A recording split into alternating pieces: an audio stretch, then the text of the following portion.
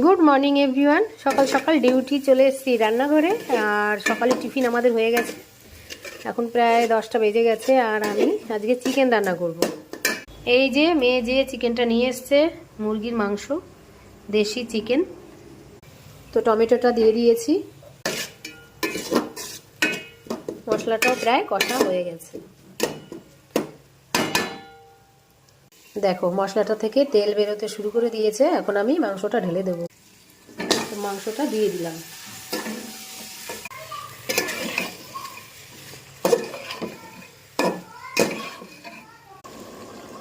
তো হাঁড়ির মধ্যে দেখো জলটা দিয়ে দিয়েছি, একটু গরম জল করে। তো চলো এখন একটু ঢেকে দিই। তো ফ্রেন্ডস, রান্না আমার পুরোপুরি কমপ্লিট, নামিয়ে দিয়েছি। তো গরম মশলা দিয়ে নামিয়ে দিয়েছি। কেমন লাগলো আমার ভিডিও অবশ্যই জানিও। এখন মাংসটা ঢেকে